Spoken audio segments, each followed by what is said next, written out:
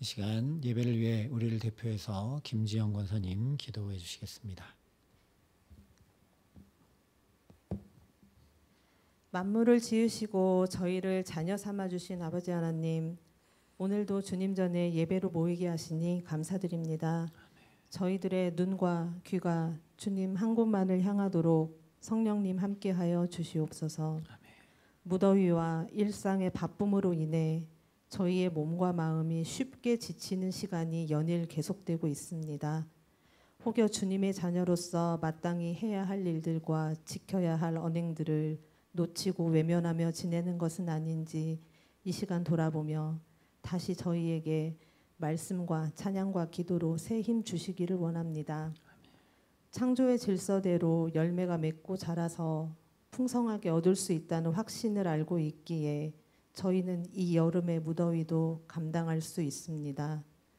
주님을 믿는 저희의 삶도 성령의 열매가 맺고 자라서 주님 앞에 내어드릴 것이 있는 확신을 가지고 살아가도록 깨달음과 실천할 수 있는 용기를 더하여 주시옵소서. 지난 시간 주님께서 함께 하심으로 몽골 단기 선교를 무사히 마치게 하심에 진심으로 감사드립니다. 한 사람보다는 여러 사람의 협력이, 한 국가보다는 두 나라의 협력이 더 값지고 아름다우며 든든하다는 것을 몸소 깨닫는 시간이었습니다. 주님께서 행하신 그 길을 따라가고자 나섰던 저희의 아주 작은 발걸음과 손길이 주님의 때에 주님께서 계획하신 모습으로 열매 맺기를 기도합니다. 저희 또한 며칠간의 활동했었음에 그치지 않고 비록 떨어져 있으나 그곳에서 복음이 싹트고 자라기를 한 마음으로 기도하며 나아가도록 주님 인도하여 주시옵소서. 건강의 나약함과 불편함에 있는 성도들을 회복의 은혜로 덧입혀 주시고 미래의 열매를 위해 애쓰고 있는 자녀들의 앞길을 굳건히 예비하여 주셔서 곤비치 않고 걸어가도록 주님의 손으로 붙들어 주시옵소서. 교회 각 기관마다 계획하는 일들이 온전하게 협력하여 선을 이루도록 지혜와 힘을 주시고 구별된 눈과 귀와 입으로 서로를 섬기도록 말씀으로 양육하시는 목사님의 강건함을 구하오니 주님 함께하여 주시옵소서. 사랑이신 예수님 이름 받들어 기도드립니다. 아멘.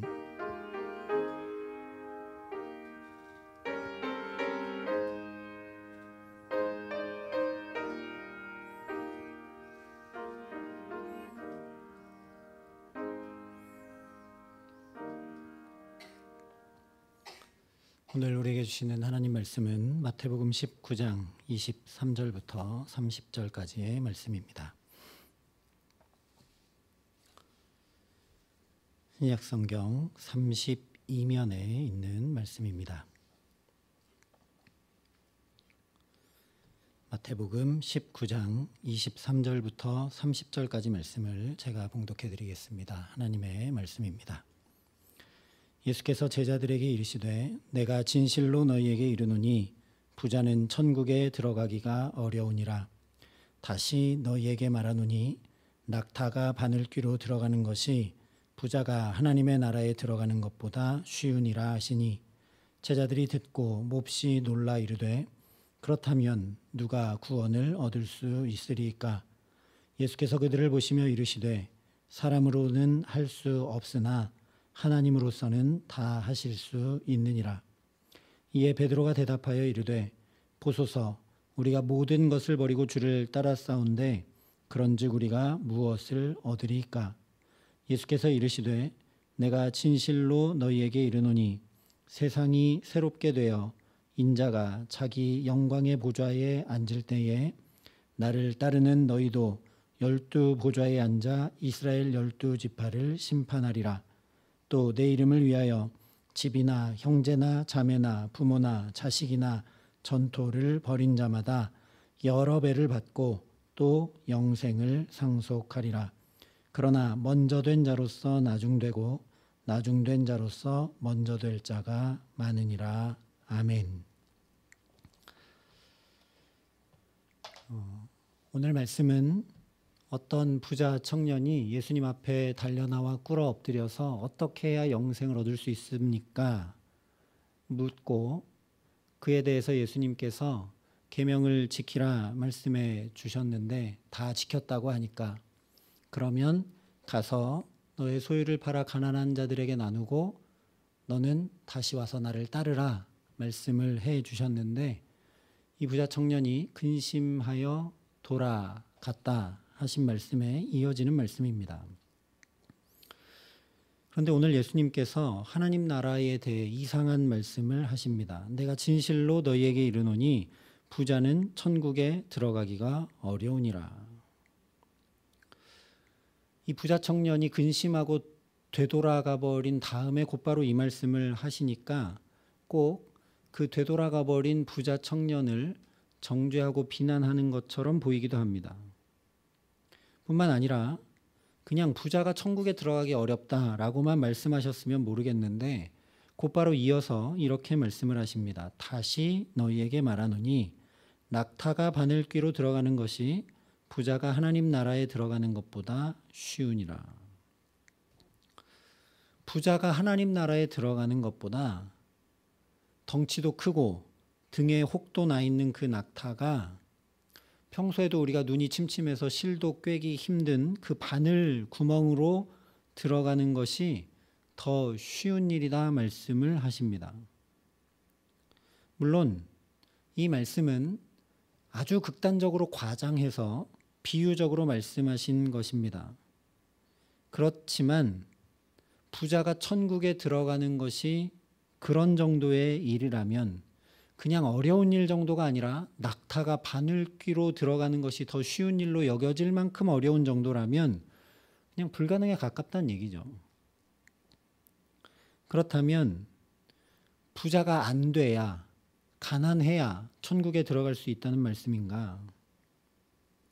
부자가 되면 나도 모르는 욕심으로 인해서 남보다 더 죄를 많이 지을 수밖에 없기 때문에 이런 말씀을 하시는 것인가? 아니면 부자가 되면 자기가 가진 재물 때문에 다른 사람들을 안하무인하게 되고 멸시하고 무시하게 되는 경향 때문인가? 바로 앞에 나오는 부자 청년처럼 아무리 영생을 갈망해도 결국 사람은 재물이 있는 거기에 마음이 있을 수밖에 없기 때문에 부자는 천국에 들어가기 어렵다는 말씀을 하시는 것인가? 이런 의미들도 여기에 아마 담겨 있을 겁니다. 그런데 우리가 이 말씀을 보면서 이런 생각들을 하게 되는 이유는 이 부자라는 단어 때문입니다. 하지만 오늘 예수님께서 하신 말씀의 핵심은 그 사람이 재물이 많은 부자인가 아닌가에 있는 것은 전혀 아닙니다. 부자 청년도 예수님이 긍휼히 여기셨고 사랑하셨고 그가 얼마든지 천국에 들어갈 수 있는 영생을 얻을 수 있는 길을 다 말씀해 주셨습니다. 가능성이 없는데 그렇게 하는 것이 낙타가 바늘귀로 들어가는 것보다 더 어려운 일인데 예수님이 그것을 말씀해 주셨다면 모순이죠. 가망성도 없는 얘기를 그 청년에게 해가지고 괜히 짐을 지어주고 정죄감만 불러일으킨 것이기 때문입니다. 그 사람이 부자인가 아닌가에 있는 것이 전혀 아니라는 말씀이죠.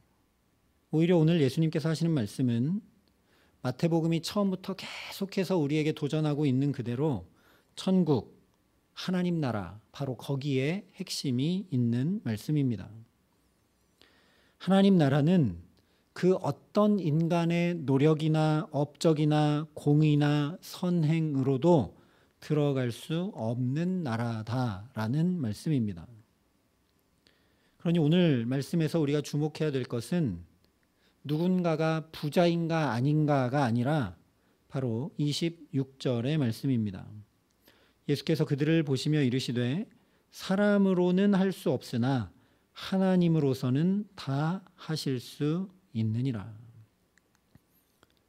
천국에 들어가는 것, 그것을 우리가 구원이라고 하기도 하고 영생이라고 하기도 하는데 그 구원은 사람으로는 할 수 없다는 겁니다.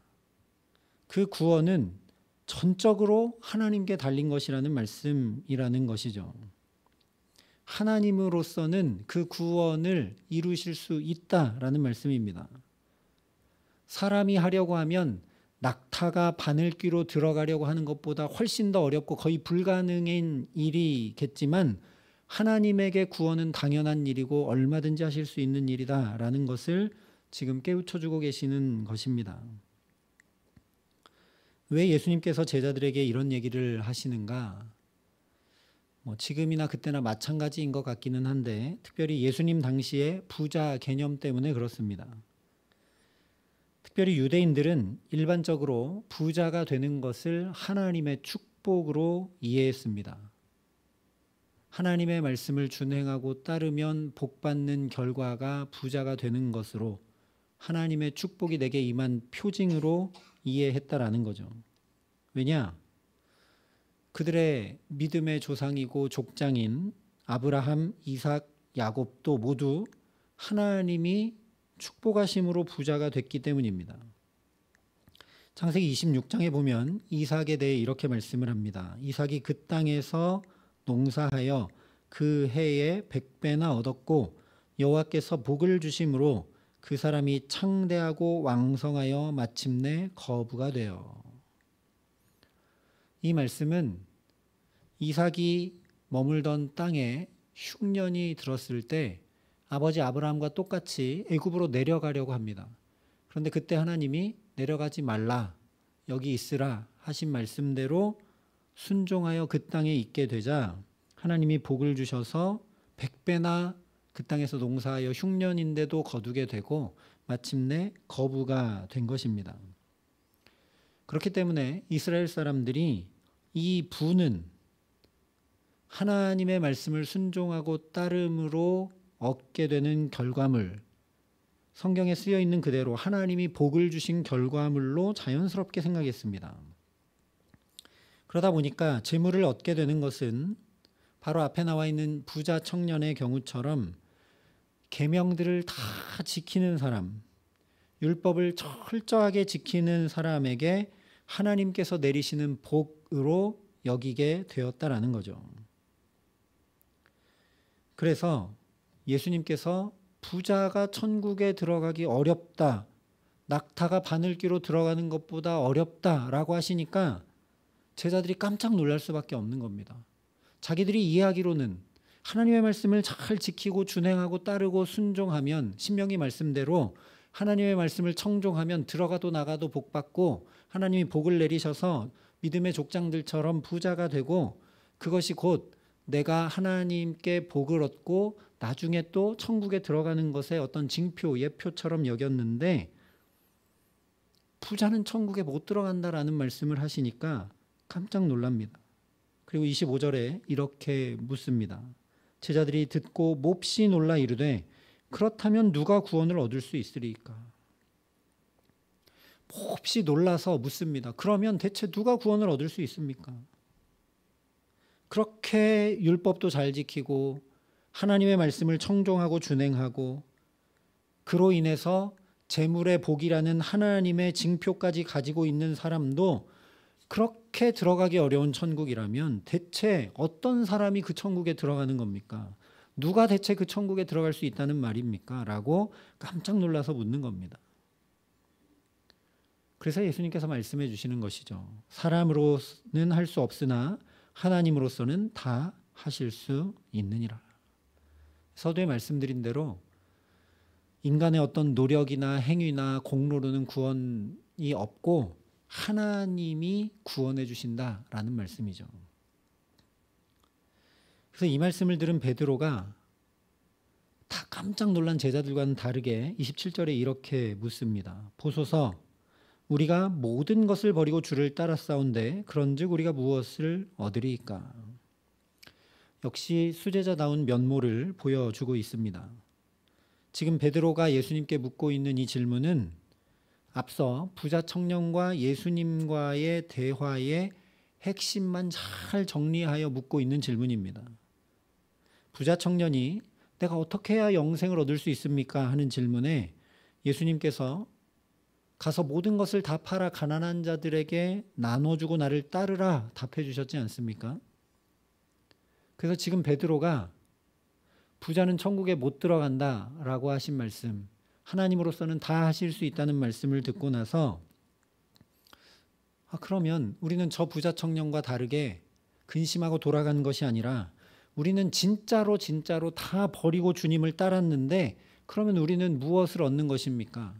원래 우리가 하나님의 말씀을 잘 지키고 준행하고 따르면 복을 얻어서 내가 살아가는 삶이 윤택해지고 부자가 되는 것이 하나의 징표인 줄 알았는데 그런 것이 아니라면 우리는 다 버리고 이렇게 주님을 따랐는데 우리가 얻게 되는 표징, 우리가 얻게 되는 복, 그것이 대체 무엇입니까? 라고 묻고 있는 거죠. 집도 배도 가족도 버리고 주님 따랐기 때문에 본전 생각이 나서 덜컥 겁이 났기 때문에 한 질문이 아닙니다. 그렇게 들어가기 어려운 천국이라면 우리는 과연 들어갈 수 있을까? 이렇게 다 버리고 주님을 따랐는데 그러면 우리는 과연 천국에 들어갈 수 있는가? 그것을 묻고 있는 것이죠. 근데 동시에 다시 생각해 보면 이것은 굉장히 도발적인 질문이기도 합니다. 왜냐? 이미 예수님께서 부자 청년과 대화할 때 다 팔아 나누고 주님을 따르면 영생을 얻는다는 답을 이미 해주셨으니까요. 그 답대로라면 제자들은 지금 다 버리고 주님을 따랐지 않습니까? 그러니까 이들에게는 영생이 이미 주어졌습니다. 그런데도 지금 베드로가 우리는 다 팔고 다 뒤로 하고 다 버리고 주님 따랐는데 뭘 얻겠습니까? 라고 질문하고 있으니 굉장히 도발적인 것이죠. 그렇게 하면 영생을 얻는다. 주님이 분명히 말씀해 주시는 답을 이미 알고 있는 베드로가 그런즉 우리는 무엇을 얻으리까? 라고 왜 질문했겠습니까? 지금 말씀드린 대로 우리는 다 버리고 주님 당신을 따랐습니다. 그러면 진짜 우리는 영생을 얻을 수 있는 겁니까? 그것을 확증해 주십시오. 이런 질문입니다. 우리만큼은 영생을 얻을 수 있다는 것을 확인시켜 주라는 이야기입니다. 그렇게 천국에 들어가기 어려운 것이라면 이렇게 다 버리고 주님 말씀대로 따른 우리는 천국에 들어갔다는 어떤 징표 확인 이런 것 있어야 되지 않겠습니까? 라는 그런 질문이 베드로의 질문이라는 거죠. 다 버리고 당신을 따른 우리는 저 천국에 들어갈 수 있다는 것을 증명하고 보증하라는 굉장히 도발적인 질문이 이 베드로의 질문입니다. 그러니 어쩌면 너무나 주님 입장에서 어처구니 없고 버릇 없는 이 질문에도 예수님께서 분명하게 영생 얻을 것을 확인시켜주고 계십니다. 28절 29절에 예수께서 이르시되 내가 진실로 너희에게 이르노니 세상이 새롭게 되어 인자가 자기 영광의 보좌에 앉을 때에 나를 따르는 너희도 12 보좌에 앉아 이스라엘 12지파를 심판하리라. 또 내 이름을 위하여 집이나 형제나 자매나 부모나 자식이나 전토를 벌인 자마다 여러 배를 받고 또 영생을 상속하리라. 예수님의 이 말씀은 여러 배를 받고 또 영생을 상속하리라 말씀하시니까 여러 배로 그 버린 것 되갚아주겠다 그런 말씀하시는 것 아니죠. 부모를 여러 배로 되갚아준다. 부모를 버렸으니까 부모를 여러 배로 되갚아준다. 이상한 일 아니겠습니까? 한마디로 하면 구원 얻는다. 천국 간다. 그런 말씀이죠. 예수님 말씀하신 그대로 반드시 영생을 상속한다라는 확인입니다. 세상이 새롭게 될 때 예수님과 함께 다스리고 심판하는 권세를 가져서 12지파를 심판하게 될 것이다. 통치하게 될 것이다. 분명히 말씀해 주십니다. 오늘 19장은 이렇게 끝나지만 이걸로는 제자들이 잘 알아듣지 못하고 깨닫지 못하기 때문에 곧바로 이어지는 20장에 보면 그 영생의 나라, 하나님 나라, 천국이 어떤 곳인지 누가 거기 들어가는지 비유로 자세히 설명해 주시기까지 합니다. 그렇습니다. 우리도 유대인들처럼 다른 곳에 영생의 길이 있는 줄 알고 어떤 노력이나 선행으로 구원 얻는 줄 알고 나도 모르게 그렇게 행하며 살아갈 때가 참 많습니다. 반대로 생각해 보면 쉽죠.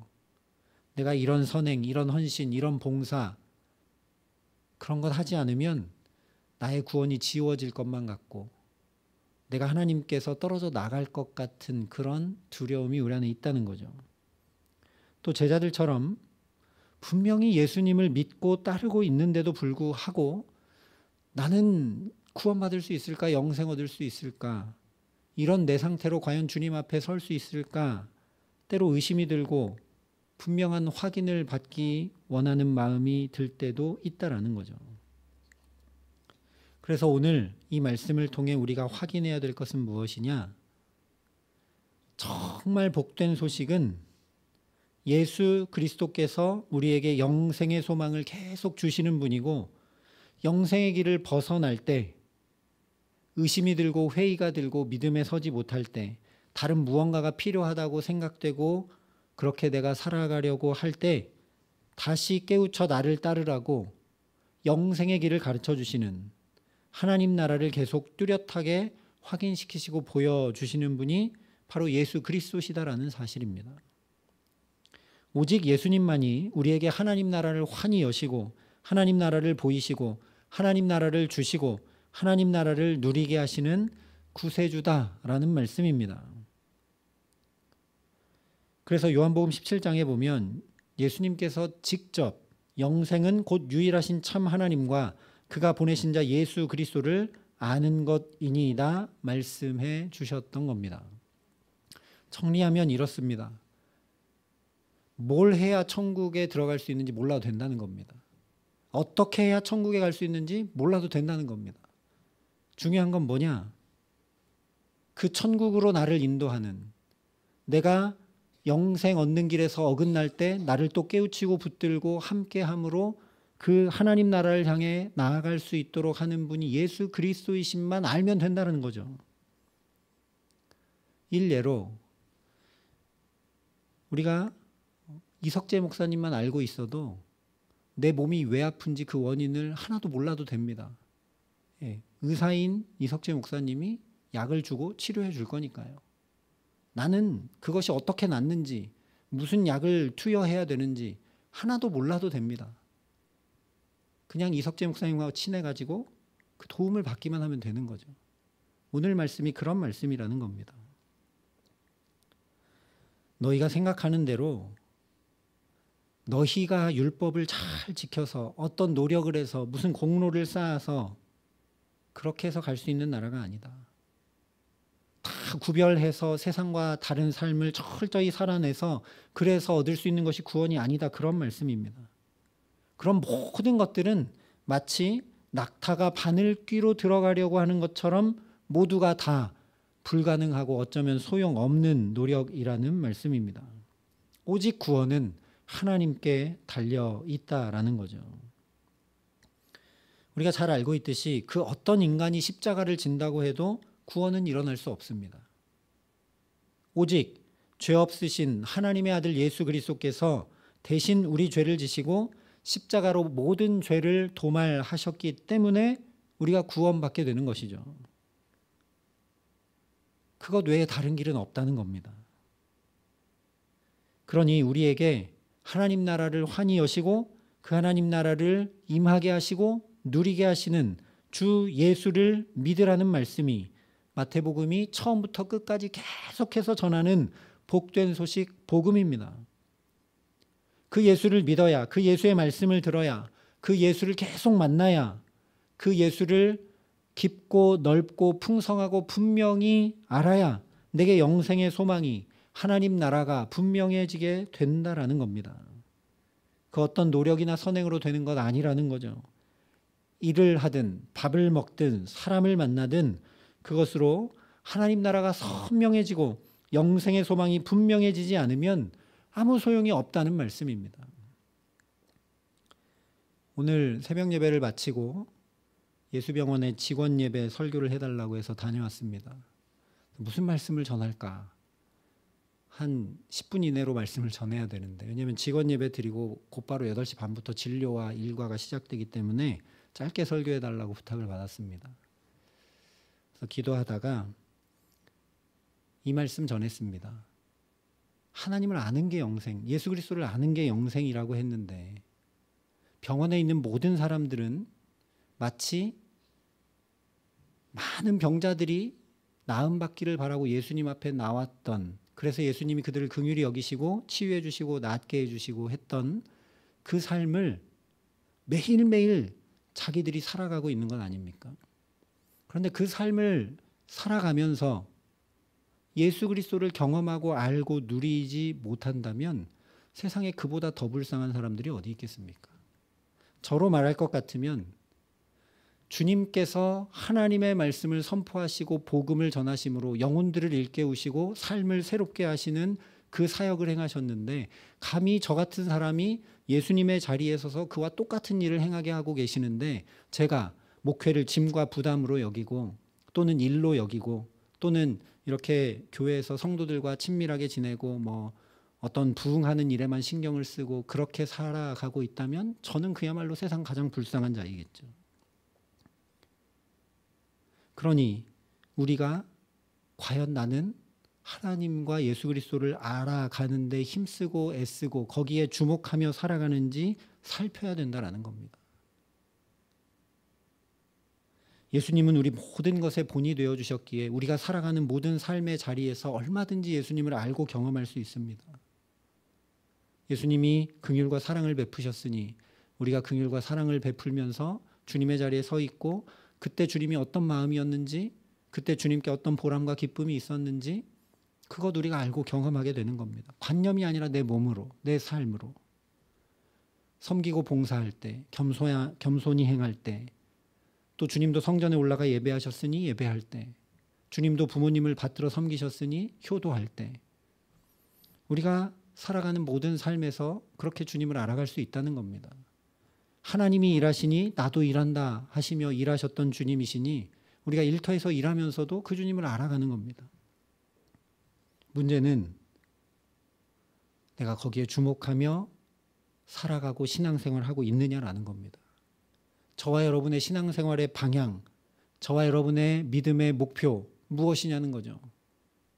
나는 이 문제 저 문제 해결받기 위해서, 나는 어떤 필요를 채우기 위해서, 나는 내가 원하고 바라는 것을 이루기 위해서가 아니라 이것을 하든 저것을 하든 예수 그리스도를 더 알아가는 일에 힘쓰고 있고 그 일을 통해 주님을 알고 경험하면 그것보다 더 영광스럽고 기쁜 일이 없는 줄 알고 살아가는가?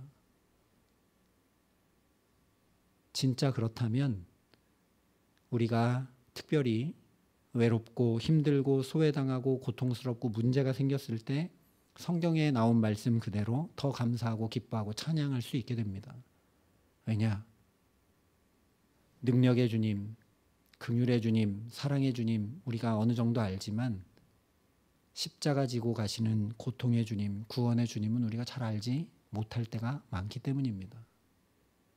침뱉음 당하시고 소외당하시고 좌절하시고 낭망하시고 하나님 어찌하여 나를 버리셨습니까? 절규하셨던 그 자리에 내가 있으면서 그 주님을 알아가고 있기 때문에 우리가 찬양하고 기뻐하고 감사하지 않을래야 않을 수 없게 된다는 거죠.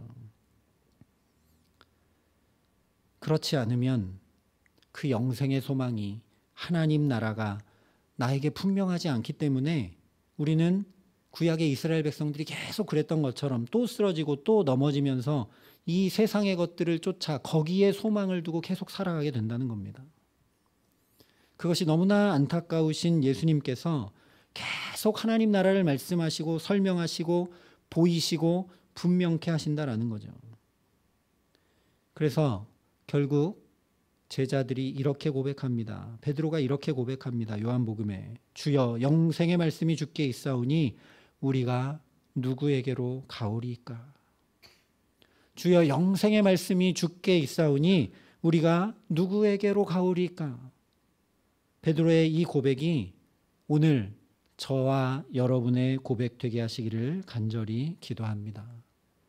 주께서 우리 마음의 눈을 환히 밝혀주시고 성령으로 역사하여 주셔서 우리가 밥을 짓든 육아를 하든 나가서 일을 하든 여기 와서 예배드리든 사랑을 나누고 봉사하든 그것을 통해 내가 더 주님을 알아가고 경험하고 누리는 복된 삶 살아서 영생의 소망이, 저 천국이 날로 날로 더 분명해지고 확실해지는 은혜에 더해 주시기를 간절히 소망합니다.